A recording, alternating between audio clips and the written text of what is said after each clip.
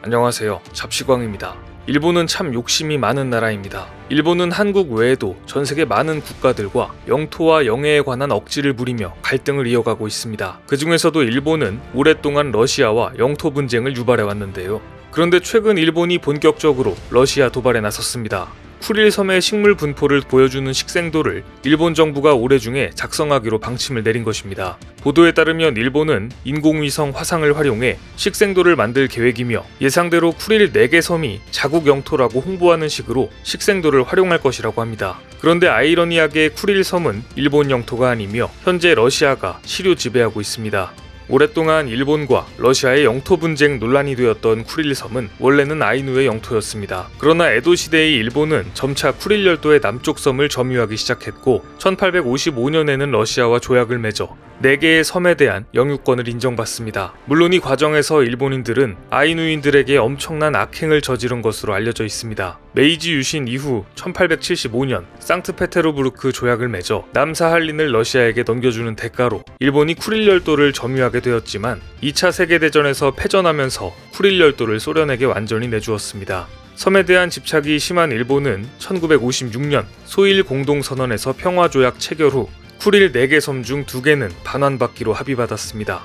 그러나 1960년 일본이 미국과 미일 안보조약을 체결하자 소련은 거세게 반발했고 쿠릴 섬 반환 약속을 취소했습니다. 이런 상태로 50여 년 동안 일본은 러시아와 쿠릴 섬을 사이에 두고 갈등을 지속하고 있습니다. 일본은 사회, 경제적 우경화가 심화될 때마다 러시아에게 섬 2개를 받을 게 아니라 아예 4개 도를 돌려받아야 한다고 주장합니다. 그럴 때마다 러시아는 일본의 영토 반환 요구를 무시해왔었습니다. 결국 일본은 전세계의 쿠릴 섬은 일본의 땅이다 라고 홍보하는 전략으로 식생도를 활용하기로 택한 듯합니다. 일본은 우리나라 독도에도 비슷한 방식을 사용하며 끈질긴 집착을 보이고 있습니다. 일본은 이미 독도의 식생도를 만들었습니다.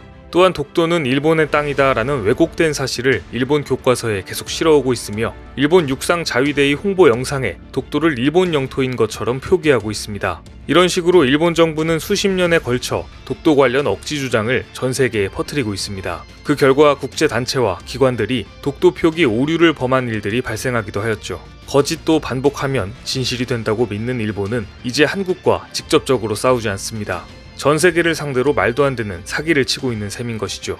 독도에 이어 일본이 욕심을 부리는 곳은 또 있습니다. 바로 우리 영토 대륙붕 제7광구입니다. 이제 많은 국민들이 제7광구에 관심을 가지고 있습니다. 7광구는 천연가스 매장량이 사우디아라비아의 10배에 달한다는 평가를 받기도 했으며 잘만 개발한다면 한국이 산유국이 될 수도 있는 곳입니다. 자원이 부족한 한국은 7광구의 가치를 가장 먼저 알아보고 이곳을 대한민국 대륙붕으로 선포하였으나 일본 정부가 석유 시추 및 연구를 반대하였습니다. 그리고 1974년 양국은 이곳의 석유를 공동 개발하자는 한일 대륙붕 공동개발 협정을 맺었습니다. 이 협정 때문에 한국이 7광구를 개발하기 위해서는 일본과 공동 탐사로 진행해야 합니다. 한국은 계속 공동 탐사를 요청하는 상황이고 일본은 최근까지도 코일구 핑계를 대며 7광구에 신경을 쓸 여력이 없다며 협상에 참여하지 않고 있습니다. 이러한 일본의 태도는 협정이 종료되는 2028년까지 시간을 끌며 지속될 것입니다. 일본은 지리적으로 더 가깝다는 이유로 7광구가 자기들 땅이라고 주장하며 천연자원을 한국과 나눠 갖지 않고 혼자 독식하려는 의도가 있기 때문입니다. 하지만 일본의 뜻대로 될 리는 없습니다. 2020년 석유공사가 7광구의 자원 탐사와 채취를 할 수 있는 조광권자로 지정되며 한국은 7광구를 포기하지 않겠다는 의사를 분명히 했습니다. 뿐만 아니라 과거와 달리 최근 한국은 해양 시추 분야에서 독보적인 기술력을 인정받고 있습니다. SK이노베이션은 얼마 전 베트남 국영석유회사로부터 베트남 16광구 개발 및 운영권을 확보하였습니다. 이후 SK이노베이션은 베트남 16광구에 신규 3D 탄성파 취득 작업에 들어간 상태입니다. 3D 탄성파 탐사 기술은 탄성파로 지층을 해석하여 석유를 만들어내는 근원암과 석유가 저장되어 있는 저류암을 찾아내는 것으로 광구의 기술적 유망성을 평가하기 위한 핵심 기술입니다. 이번 조사 대상 지역의 넓이는 총 910제곱킬로미터에 달하는데 SK이노베이션은 3D 탄성파 자료를 재처리한 뒤 가장 유망한 지역을 선별하여 시추 작업에 들어갈 예정입니다. 따라서 7광구에 대한 공동 탐사가 아닌 독자 탐사가 된다고 할지라도 이제는 기술 경쟁력에서 한국이 전혀 뒤처지지 않는 상황입니다. 하지만 영토에 대한 일본의 집착은 정말로 끈질깁니다. 이것이 우리가 끊임없이 독도와 칠광구에 대해 관심을 가져야 하는 이유이기도 한데요. 일본은 최근 섬들에 이어 한국의 영해까지 노골적으로 침범하고 있습니다.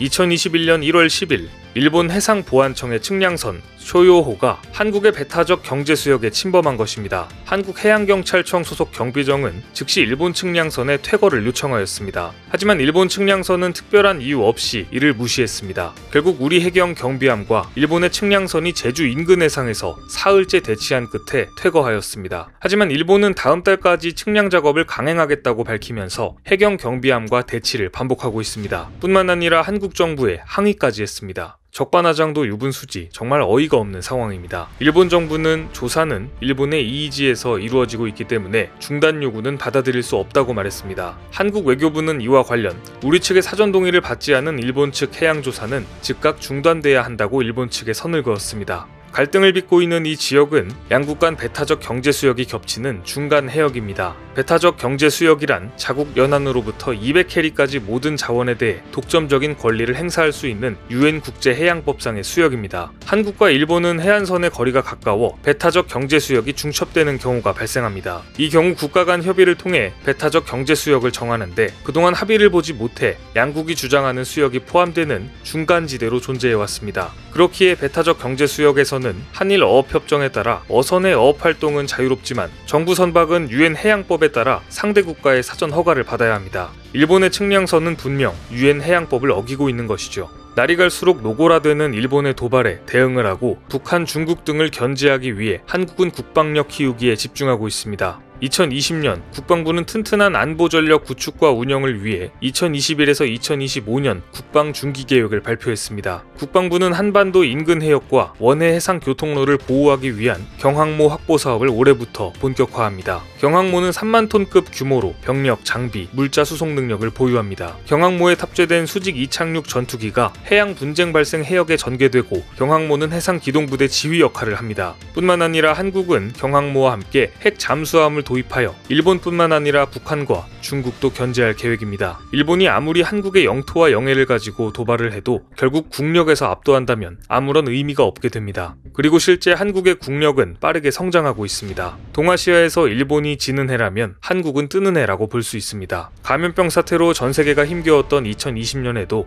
한국은 1인당 국민 총소득이 G7 국가인 이탈리아를 넘어서는 저력을 보여주었습니다. 세계은행에 따르면 2019년 한국의 GNI는 33,780달러로 34,530달러를 기록한 이탈리아에 근소하게 뒤처졌었습니다. 하지만 OECD가 지난해 한국의 명목 성장률은 0.1%로 잡은 반면 이탈리아는 마이너스 7.9%로 전망했기 때문에 2020년 1인당 국민소득은 한국이 이탈리아를 넘어설 것이 유력합니다. 지표가 발표된다면 한국의 1인당 GNI가 G7이라 불리는 주요 선진국 미국, 일본, 영국, 독일, 캐나다, 이탈리아 중 하나를 넘어선 첫 번째 사례가 됩니다. 반면 일본에서는 최근 한국과 정반대의 분위기가 감지되고 있습니다. 니온게이자의 신문이 최근 일본 전국 18세 이상 남녀 1696명을 대상으로 실시한 우편 여론조사 결과에 따르면 일본인들은 전 부문에서 일본의 경쟁력이 약하다고 평가한 것으로 드러났습니다. 신문은 이를 두고 일본의 국력 자신감이 최하치를 기록했다고 표현했는데요. 일본의 경제력이 약하다는 응답이 32%로 강하다는 의견 28%를 넘어섰습니다. 2018년 같은 조사에서 경제력이 강하다는 의견이 40%,